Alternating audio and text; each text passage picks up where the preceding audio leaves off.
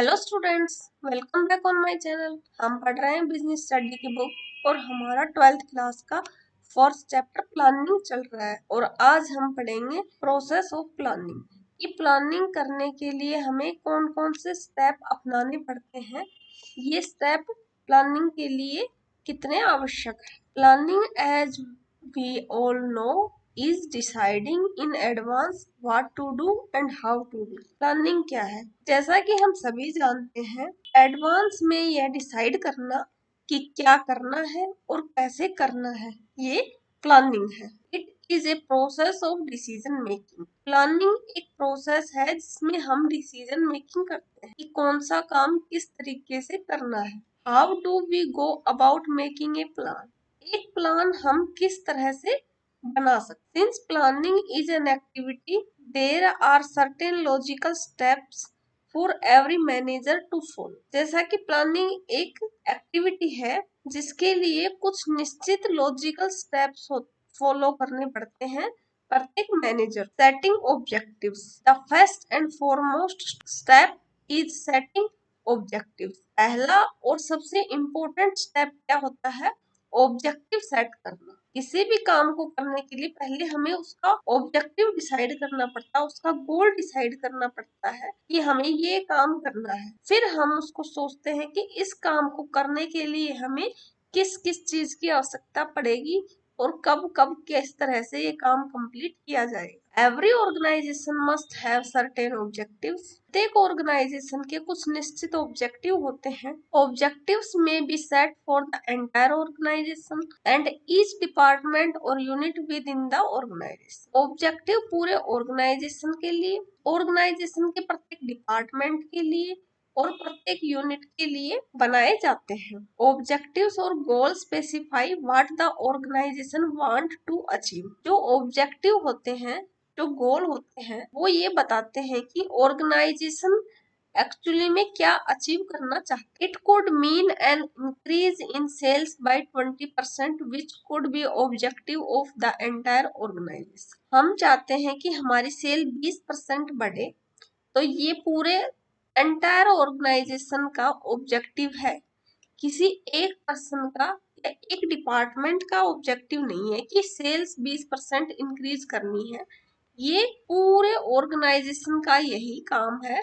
इसमें एम्प्लॉइज भी पार्टिसिपेट करेंगे और डिपार्टमेंट भी पार्टिसिपेट करेंगे, तब जाके ये जो ऑब्जेक्टिव है 20% सेल इंक्रीज करने का अचीव हो पाएगा। How all departments would contribute to the organisational goal is the plan that is to be drawn up. किस तरह से सभी डिपार्टमेंट ऑर्गेनाइजेशनल गोल को अचीव करने में अपना कंट्रीब्यूशन देंगे, ये प्लान है और इसको हमें बनाना पड़ता है। Objectives should be stated clearly for all departments, units and employees.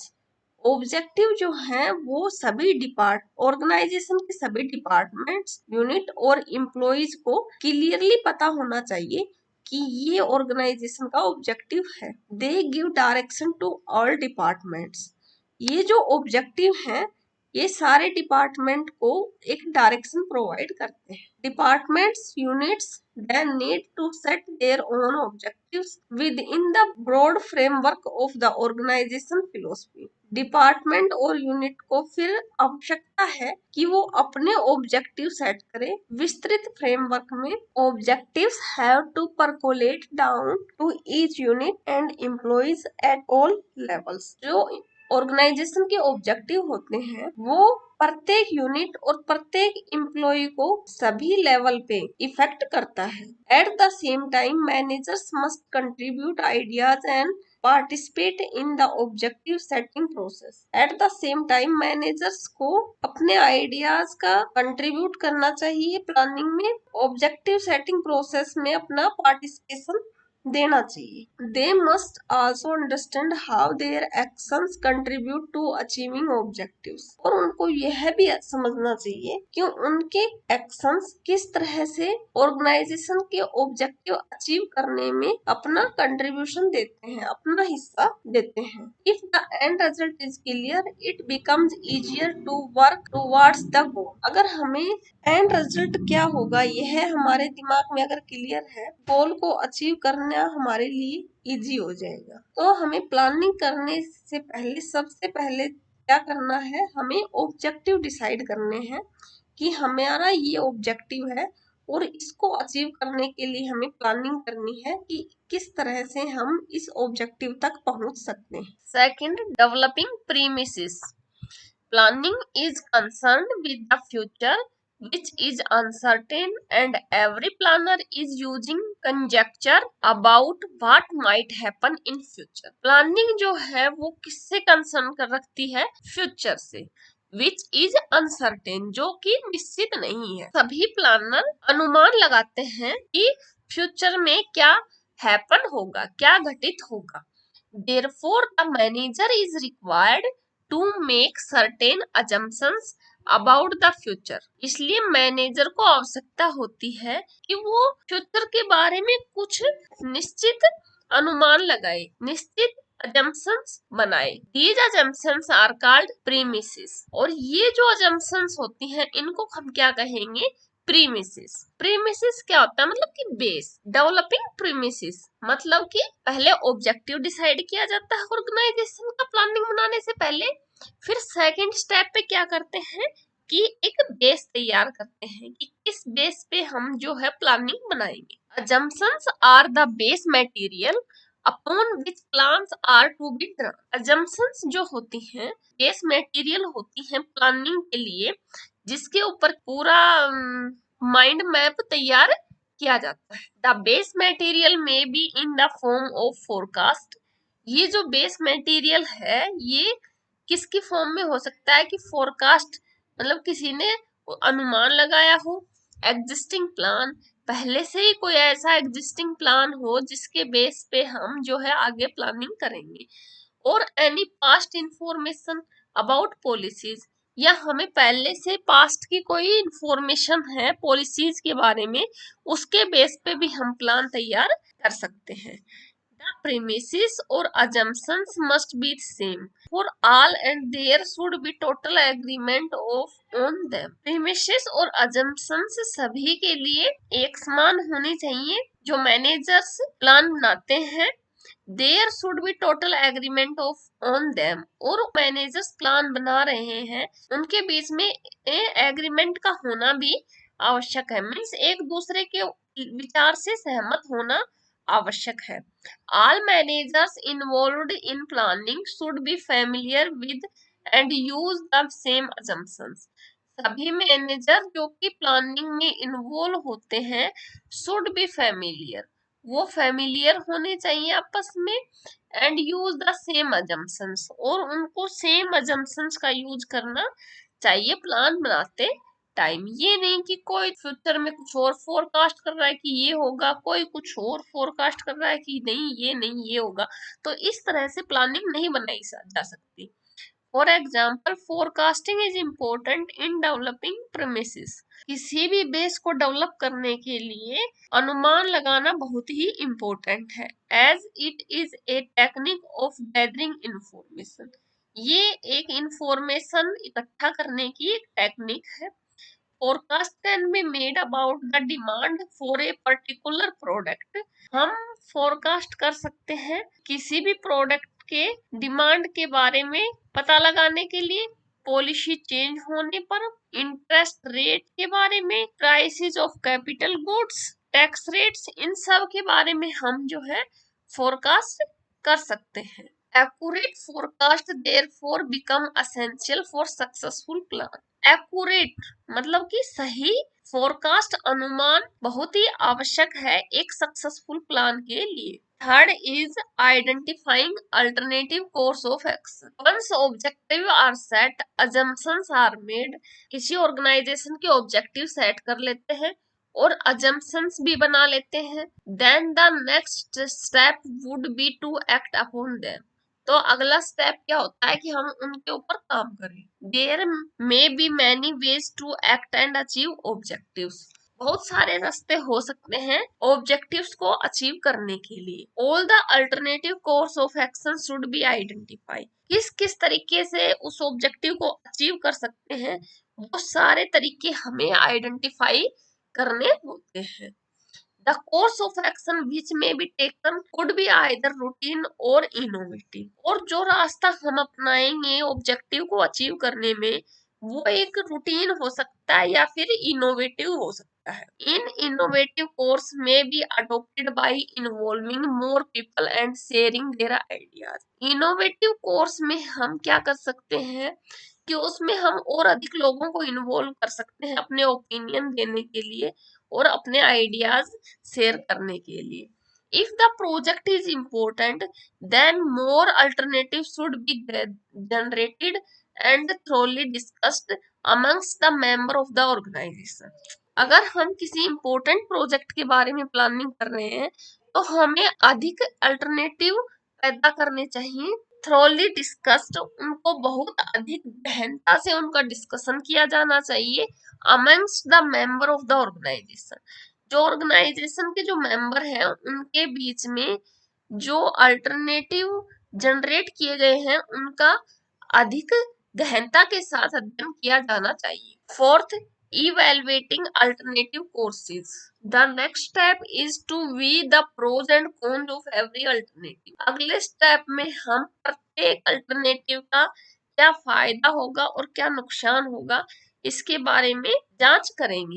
Each course will have many variables which have to be weighed against each other। जो एक्शन हमें करने हैं उसके बहुत सारे वेरिएबल्स हो सकते हैं जिनको हम एक दूसरे के अगेंस्ट रख के उनका मूल्यांकन करेंगे। The positive and negative aspect of each proposal need to be evaluate in the light of the objective to be achieved. हमें प्रत्येक पहलू के पॉजिटिव और नेगेटिव जो एस्पेक्ट्स हैं उनको इवेलुएट करने की आवश्यकता है in the light of the objective to be achieved. जो ऑब्जेक्टिव हमें अचीव करने हैं उनके बेस पे हमें पॉजिटिव और नेगेटिव दोनों पहलुओं का इवैल्यूएशन करने की आवश्यकता है। In financial plan for example the risk return trade off is very common. Finance plan में जो कॉमन एग्जाम्पल है वो है रिस्क रिटर्न ट्रेड ऑफ। जैसे कि कोई भी व्यापार करने में रिस्क लेने पे कितना रिटर्न उसको मिलेगा।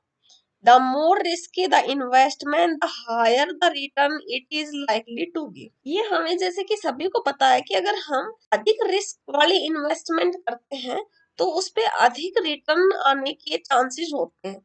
लेकिन कई बार क्या होता है कि उसका उल्टा भी हो जाता है। To evaluate such proposal detailed calculation of earnings. इस तरह के प्रपोजल को इवेलुएट करने के लिए हम क्या करते हैं, अर्निंग की जो कैलकुलेशन है उसको डिटेल्ड में करते हैं। अर्निंग्स पर शेयर कितनी इनकम होगी पर शेयर पे, इंटरेस्ट क्या इंटरेस्ट रेट होगी, टैक्सेस क्या लगेंगे, डिविडेंड्स आर मेड कितना लाभांश मिलेगा। इस तरह के डिसीजन लेने के लिए बहुत सारी कैलकुलेशन की जाती है। जो अधिक रिस्क वाले जो प्रपोजल होते हैं उनको और अधिक इवेलुएट करने की आवश्यकता पड़ती है। Accurate forecast in conditions of certainty uncertainty then become vital assumptions of for these proposal। ये जो प्रपोजल होते हैं इस तरह के प्रपोजल में जो ये निश्चितता नहीं होती कि प्रॉफिट कितना आएगा, हो सकता है कि बहुत ज्यादा प्रॉफिट आए या फिर बहुत कम आए, तो इसके लिए एक बड़ी जो assumptions जो है बनानी पड़ती है, उसको फोरकास्ट करना पड़ता है। Alternative are evaluated in the light of their feasibility and consequences। बहुत सारे alternatives जो हैं वो evaluate किए जाते हैं, क्या possibility है उससे और क्या उसके consequences निकल कर आएंगे। प्लानिंग प्रोसेस का जो फोर्थ स्टेप है इसमें evaluate करते हैं कौन से तरीके को यूज करके बेस्ट अल्टरनेटिव को अचीव किया जा सकता है, बेस्ट अल्टरनेटिव को निकाला जा सकता है। Fifth, selecting an alternate, this is the real point of decision making. Decision making का यह पॉइंट जो है बहुत ही इम्पोर्टेंट है। The best plan has to be adopted and implemented. जो बहुत सारे प्लान बनाए जाते हैं, बहुत सारी अजम्पशंस बनाई जाती हैं, उसमें से जो बेस्ट प्लान है उसको अडॉप्ट किया जाता है, अपनाया जाता है और उसको इम्प्लीमेंट किया जाता है। उसको सिलेक्ट बेस्ट प्लान को सिलेक्ट करके उसको इम्प्लीमेंट किया जाता है। The ideal plan of course would be the most feasible. जो आइडियल प्लान होता है वो अधिक फिजिबल होता है, प्रॉफिटेबल होता है and with list negative consequences, और उससे कम से कम नेगेटिव कॉन्सिक्वेंसेस परिणाम निकल के आते हैं। Most plans may not always be subjected to a mathematical analysis. बहुत अधिक प्लान ऐसे होते हैं जिनमें मैथमेटिकल एनालाइज की आवश्यकता नहीं होती है। In such cases subjectivity and the manager's experience, judgement and at times intuitions play an important part in selecting the most viable alternative। जो वैल्यूएबल जो अल्टरनेटिव है उसको सिलेक्ट करने में क्या क्या चीजें जो है अपना इम्पोर्टेंट रोल प्ले करती हैं, वो है मैनेजर को कितना एक्सपीरियंस है, जो उसका जजमेंट निकल के आया था उस टाइम पे उसको ध्यान में रखा जाता है, और जो अवेयरनेस उस कोर्स ऑफ एक्शन की या उस प्लान के लिए, उस अजम्पशंस के लिए जो अवेयरनेस है वो बेस्ट अल्टरनेटिव को निकालने के लिए उसमें बहुत इम्पोर्टेंट रोल अदा करती है। Sometime a combination of plan may be selected instead of one best courses। एक बेस्ट कोर्स को सिलेक्ट करने की बजाय कई बार कॉम्बिनेशन ऑफ प्लान्स जो है उसको सिलेक्ट कर लिया जाता है। The manager will have to apply permutations and combinations and select the best possible course of action। Managers जो है वो बेस्ट जो पॉसिबल कोर्स ऑफ एक्शन है उसको सिलेक्ट करते हैं, और जो चेंजेस हैं और जो कॉम्बिनेशन है उसको चूज करते हैं। Fourth step, implementing the plan, this is the step where other managerial functions also come into the picture. ये वो स्टेप है जहाँ पर दूसरे मैनेजरियल फंक्शंस भी सामने आते हैं। The step is concern with putting the plan into action. ये जो स्टेप है ये किस चीज से कंसर्न है कि हमें प्लान जो है उसको एक्शंस में किस तरह से लागू करना है। डूइंग व्हाट इज रिक्वायर्ड, क्या करने की आवश्यकता है। For example, if there is a plan to increase production then more labour more machinery will be required. Example के लिए, अगर हमें इन प्रोडक्शन इंक्रीज करना है, हमने ये प्लान बनाया है कि हमें प्रोडक्शन इंक्रीज करना है, देन मोर लेबर, हमें अधिक लेबर की आवश्यकता पड़ेगी और अधिक मशीनरीज की आवश्यकता पड़ेगी। This step would also involve organising for labour and purchase of machinery. इस स्टेप में हम ऑर्गेनाइजेशन में लेबर को हायर करने और मशीनरी को परचेज करने को भी इन्वॉल्व करेंगे। Seventh step of planning is follow up actions. जो एक्शंस हम करेंगे उनका फॉलो अप लेना, मीन्स उनसे क्या कॉन्सिक्वेंसेस, क्या रिजल्ट निकल के आ रहा है उसको जानना। To see whether plan are being implemented and activity are performed according to schedule is also part of planning process. जो प्लान इम्प्लीमेंट किया है वो अच्छे से लागू हो पाया कि नहीं, और जो उसमें एक्टिविटी की जा रही है वो शेड्यूल तरीके से हो रही है कि नहीं, ये भी प्लानिंग प्रोसेस का एक पार्ट है।